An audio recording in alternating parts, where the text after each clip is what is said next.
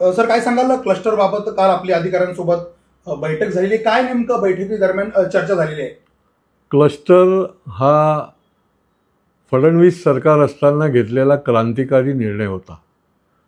हा निर्णय का घेतला की शहरामध्ये उंच अशा अनधिकृत इमारती होत्या आणि त्या इमारतींना ज्यावेळेला त्या मोडकळीस येतील किंवा ज्या मोडकळीस आलेल्या आहेत, धोकादायक आहेत, त्यांचा पुनर्विकास कसा होणार? कारण या अनधिकृत बिल्डिंग आहेत आणि त्याच्यामुळे या इमारतींच्या लोकांना, रहिवाशांना देखील त्याच्यातून मार्ग निघाला पाहिजे.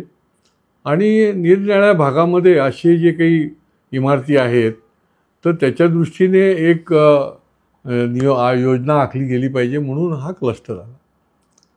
आपण जे विचारताय की त्याच्यामुळे ठाणे शहरामध्ये जवळजवळ 44 आराखडे, क्लस्टरचं वेगळं खातं आणि महापालिका मिळून त्यांनी आराखडे बनवले.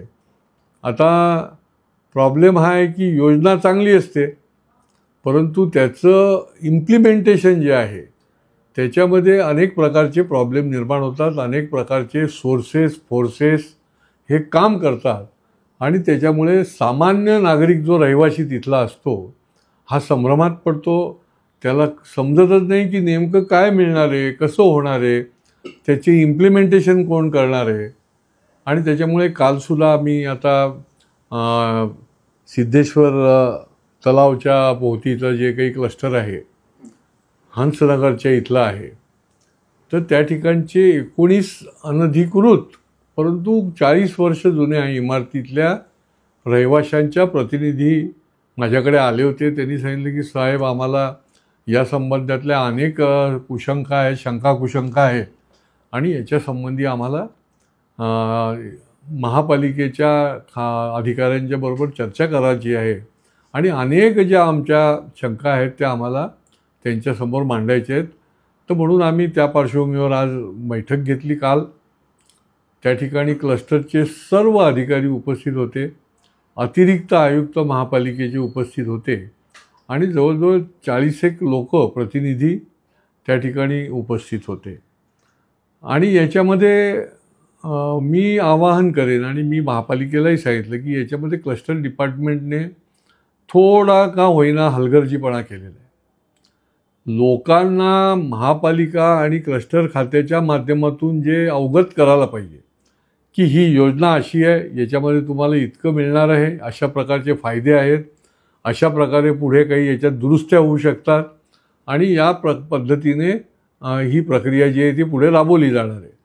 तर हे न होता डायरेक्ट बिल्डर या आराखडे जे चालले आहेत त्या ठिकाणी बिल्डर आणि त्याचे सहकारी हे त्याच्यामध्ये घुसल्यामुळे लोकांमध्ये संभ्रम निर्माण झाला आणि होतो. कारण की हे जे सांगतायत त्याला अधिकृतता नसते आणि जेव्हा खात्याचे डिपार्टमेंटचे लोक स्वतः त्याच्यामध्ये लोकांना सांगतात तर त्याला एक अधिकृतता असते, विश्वसनीयता असते आणि त्याच्यामुळे सगळा जो गोंधळ होता तो आता काल तर त्यांना सगळ्या प्रश्नांची उत्तरं जी आहेत ती त्या ठिकाणी मिळाली. क्लस्टर डिपार्टमेंट देखील पुढच्या काळामध्ये परिपत्रक, फोल्डर की ज्याच्यामध्ये सगळी कायदेशीर माहिती असेल आणि प्रत्यक्ष त्या ठिकाणी जाऊन त्यांनी मिटिंगा घ्यायला पाहिजे. हे डिपार्टमेंटच्या लोकांनी करायला पाहिजे, बिल्डरने करता कामा नये. बिल्डरच्या प्रतिनिधी जे करतायत तर त्यांचा रोल जो आहे तो नंतर आहे. मुळामध्ये हेच त्यांना सगळं समजावणं हा पहिलं आहे. आणि त्याच्यामुळे मी महापालिकेला स्पष्टपणे सांगितलं की हे जर तुम्हाला सुरळीत करायचं असेल तर लोकांमधला संभ्रम दूर करा, लोकांना योग्य पद्धतीने मार्गदर्शन ठेवा. आणि आम्ही तर मीटिंग संपताना हे देखील त्या ठिकाणी जाहीर केलं की ज्या ज्या माणसाला, व्यक्ती अथवा समूह, तर त्यांनी डेसिग्नेटेड अधिकारी देखील त्या ठिकाणी नेमलेत की कधीही त्यांना जाऊन ते विचारू शकतात आणि त्यांचा संभ्रम दूर करू शकतात. सर, सिद्धेश्वर तलाव झालं, श्रीनगर झालं किंवा वाघाच्या बऱ्याचशा भागामध्ये डायरेक्ट सर्वे किंवा काही अशा गोष्टी केल्या जातात की ज्या पद्धतीने आपण सांगितलं की लोकांना विश्वासात घेतलं जात नाही किंवा लोकांना त्याबद्दल पूर्ण कल्पना दिली जात नाही. त्याबद्दल परत एकदा काय सांगाल? नाही, त्याच्याकरताच लोकांना नीटपणे, अधिकृतपणे सगळी डिपार्टमेंटच्या माध्यमातून जर माहिती दिली गेली पाहिजे याच्यासाठी मी आग्रही आहे आणि मी त्या पद्धतीने महापालिकेला सुद्धा स्पष्टपणे सांगितलेलं आहे. हे काम बिल्डर आणि त्याची टीम यांनी पहिल्यांपासूनच करता कामा नये. त्यांचा रोल जो आहे तो नंतरच सुरू झाला पाहिजे आणि लोकांना ऑब्जेक्शन घ्यायला देखील मुभा असली पाहिजे, त्याचं हिअरिंग देखील असलं पाहिजे आणि ते त्यांनी सगळ्यांनी मान्य केलेलं आहे. त्याच्यामुळे रहिवाशांना माझं आवाहन आहे की याच्यामध्ये कोणीही अशा पद्धतीने पटकन तुमची घरं खाली केली आणि काम सुरू केलं असं होणार नाही. तुम्हाला अधिकार आहे आणि रहिवाशांच्या पाठीशी मी आहे. अनेक क्लस्टर जिथे जिथे प्रस्तावित आहेत त्या ठिकाणची लोकांनी मला ॲप्रोच केला आहे आणि रहिवाशांना जे सोयीचं आहे किंवा रहिवाशांना जे मान्य आहे ते रहिवाशांच्या पाठीशी उभं राहण्याचं काम जे आहे ते मी करणार आहे. आणि निश्चितपणे या योजनेला निरनिराळी वळणं न लागता ही योजना योग्य दिशेने आणि योग्य पद्धतीने रहिवाशांना न्याय्य ठरणारी आणि संजीवनी ठरणारी देखील ही योजना प्रत्यक्षामध्ये उतरली पाहिजे आणि त्याच्याकरता त्यांचा संभ्रम दूर होणं महत्त्वाचं आहे. आणि म्हणून वेळोवेळी अशा प्रकारच्या मीटिंग ज्या आहेत त्याचं आयोजन जे आहे ते मी करत असतो. सर, क्लस्टरच्या विश्वासार्हतेबद्दल काय सांगाल? कारण बऱ्याचदा विरोधकांकडून असा आरोप केला जातो की अजून क्लस्टरचं कोणतेही काम, ठोस काम किंवा एखादी क्लस्टरची इमारत किंवा एखादी वीट देखील रचली गेली नाही असा आरोप केला जातो. नाही, याच्यामध्ये हा आरोपामध्ये आणि लोकांना जो काही शंका आहे, कारण हे खरं आहे की प्रत्यक्ष अजून आपल्याला एकही आराखडा समोर यशस्वी झाला आहे आणि त्या ठिकाणी लोक राहायला गेलेले आहेत हा अजून बघायला मिळालेला नाही.